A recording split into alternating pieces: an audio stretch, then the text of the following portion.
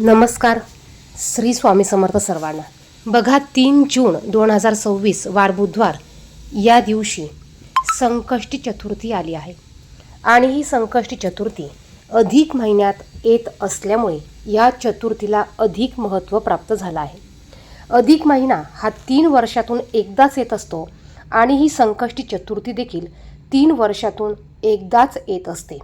या दिवशी व्रत, उपवास, काही उपाय, सेवा करण्याला अतिशय महत्त्व आहे. आपण जर का संकष्टी चतुर्थीचे उपवास करत नसाल तर आपण ही संकष्टी चतुर्थी आवर्जून या दिवशी उपवास, व्रत, पूजा आपल्याला करायची आहे. कारण ही चतुर्थी 3 वर्षातून फक्त एकदाच अधिक महिन्यामध्ये येत असते.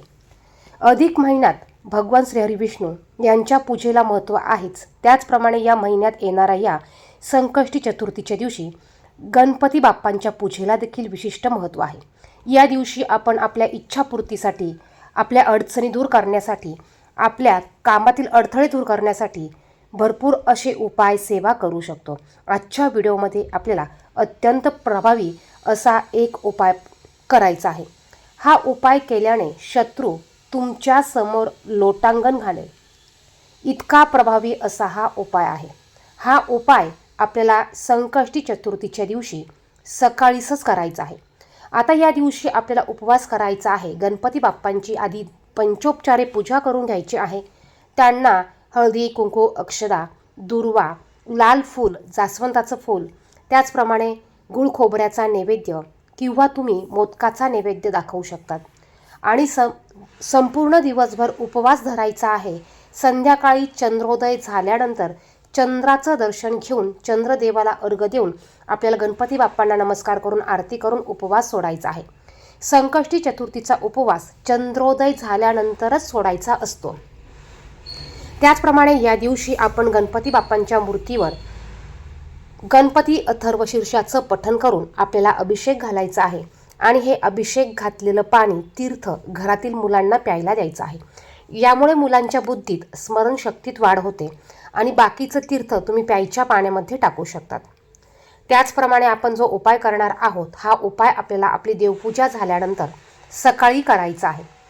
सकाळी तुम्ही हा उपाय 12 वाजेच्या आतमध्ये करायचा आहे. कुठलीही तुमची इच्छा असू द्या, तुमची इच्छापूर्ती ह्या उपायाने होणार आहे. तुमचे सर्व कामं मार्गी लागणार आहे. घराची, मुलांची, पतीची भरभरून प्रगती होणार आहे. तुमच्या कामात येणाऱ्या अडचणी यामुळे दूर होणार आहे. कारण अधिक महिना हा अधिकाधिक पुण्य कमवण्याचा महिना आहे आणि यामध्ये व्रत वैकल्याला अतिशय महत्त्व आहे. त्याचं देखील पुण्य आपल्याला अक्षय प्राप्त होत असतं आणि म्हणूनच आपण जो उपाय करणार आहोत, ज्या सेवा करणार आहेत, या सेवा आपल्याला अगदी मनापासून भक्तिभावाने करायच्या आहे.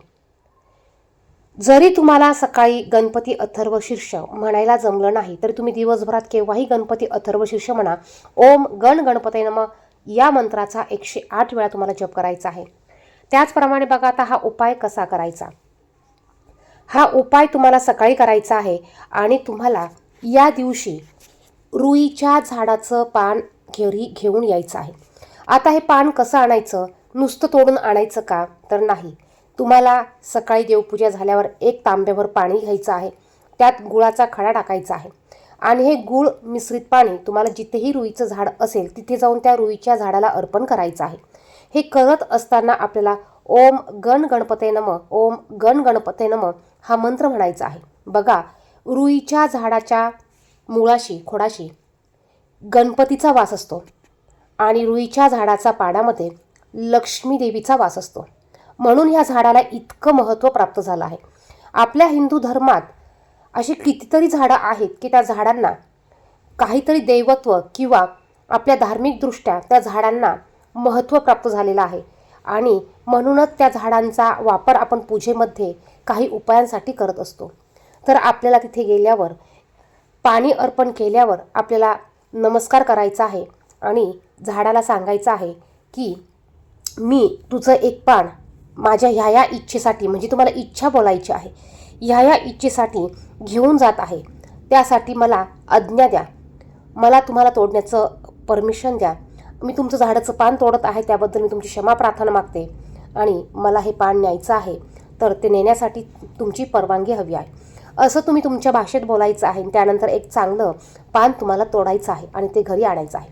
घरी आणल्यानंतर अगोदर ते पान स्वच्छ पाण्याने गंगाजलाने स्वच्छ धुवून घ्यायचं आहे. त्यानंतर तुम्हाला एक ताट घ्यायचं आहे. यामध्ये हे पान ठेवायचं आहे. देवघरासमोर बसायचं आहे. देवघरासमोर दिवा प्रज्वलित करून घ्या, धूप दीप लावून घ्या, बसायला आसन घ्या, कपाळाला कुंकू हळद कुंकू लावून घ्या. स्त्री असेल तर पदर घ्या, ओढणी घ्या, पुरुष असतील तर टोपी घ्या. त्यानंतर शुद्ध गायच्या तुपाचा दिवा एक गणपती बाप्पांसमोर तुम्हाला प्रज्वलित करायचा आहे. त्यानंतर तुम्हाला थोडंसं कुंकू घ्यायचं आहे, ते ओलं करायचं आहे आणि याने आपल्याला त्या पानावर आपली इच्छा लिहायची आहे. अगदी थोडक्यात तुमची 2 शब्दात इच्छा लिहायची आहे. इच्छा कुठली पण असू द्या, अगदी थोडक्यात तुम्हाला लिहायची आहे. जसं की पैशाच्या समस्या असतील तर लक्ष्मी प्राप्ती, घर होत नसेल तर घराची प्राप्ती, घर होण्यासाठी, नोकरी लागण्यासाठी, असं थोडक्यात लिहा. त्यानंतर आपल्याला हे पान गणपती बाप्पांच्या समोर ठेवायचं आहे. ठेवताना देठाचा भाग हा आपल्यासमोर म्हणजेच गणपती बाप्पांकडे करायचा आहे. यानंतर ह्या पानावर आपल्याला 21 दुर्वा ठेवायच्या आहे. बघा, 21 दुर्वांची एक जोडी आपल्याला करून ठेवायची आहे. आता एवढं केलं म्हणजे झालं का? तर नाही, आपल्याला तिथे बसून काही सेवा देखील करायची आहे. बघा, जर का काही आपल्या इच्छा असतील, अडचणी असतील, त्या दूर करायच्या असेल तर आपल्याला नुसते उपाय करून चालत नाही, तर काही सेवा देखील करायच्या आहेत. त्याच्या अगोदर त्या देवतांची पंचोपचारी पूजा करायची असते. या दिवशी गणेश तत्व खूप मोठ्या प्रमाणात सक्रिय असतात. या दिवशी आपण जे पण आपल्या इच्छेसाठी काही कार्य करू, उपासना करू, सेवा करू, याचं फळ आपल्याला अधिकाधिक प्राप्त होत असतं. आणि म्हणूनच आपण पूर्ण विश्वास ठेवून, श्रद्धा ठेवून, पूर्ण भक्तिभावाने हा उपाय करायचा आहे. आता यानंतर आपल्याला तिथे बसून 108 वेळा ओम गण गणपते नमः हा मंत्र म्हणायचा आहे. 1 वेळा आपल्याला गणपती संकटनाशक स्तोत्र म्हणायचं आहे आणि 3 वेळा गणपती अथर्व शीर्ष म्हणायचं आहे. बघा, इच्छापूर्ती हवी असेल ना तर ह्या सेवा तुम्हाला कराव्या लागतील. 3 वेळा गणपती अथर्व शीर्ष म्हणताना तुम्हाला सुरुवातीला 2 वेळा फक्त अथर्व शीर्ष म्हणायचं आहे, फलश्रुती म्हणायची नाही. आणि 3ऱ्या वेळेस तुम्हाला गणपती अथर्व शीर्ष वाचून झाल्यावर सगळ्यात शेवटी फलश्रुती म्हणायची आहे. आता ह्या सेवा झाल्यानंतर गणपती बाप्पांना नमस्कार करायचा आहे. तुमची कुठली इच्छा असेल ती पुन्हा एकदा सांगायची आहे आणि ती पूर्ण होऊ दे अशी प्रार्थना करायची आहे. संपूर्ण दिवसभर तुम्हाला हे पान तिथेच राहू द्यायचं आहे. दुसऱ्या दिवशी हे पान तुम्हाला उचलायचं आहे आणि तुम्हाला पाण्यात विसर्जित करायचं आहे. पाणी किंवा नदी जवळ नसेल तर गणपती बाप्पांच्या मंदिरात जाऊन तुम्ही तिथे गणपती बाप्पांच्या चरणाशी हे पान ठेवू शकतात. अत्यंत म्हणजे अत्यंत प्रभावी असा हा उपाय आहे. शक्य झाल्यास तुम्ही या दिवशी गणपती बाप्पांच्या मंदिरात जाऊन तुम्ही गणपती बाप्पांना दुर्वा, लाल जास्वंदाचं फूल अर्पण करू शकतात. आता या दिवशी संकष्टी चतुर्थीच्या दिवशी चंद्रोदयाची वेळ ही रात्री 9:47 असणार आहे. प्रत्येक ठिकाणी ही वेळ थोडीशी 1-2 मिनिटं मागे पुढे होऊ शकते. धन्यवाद. श्री स्वामी समर्थ.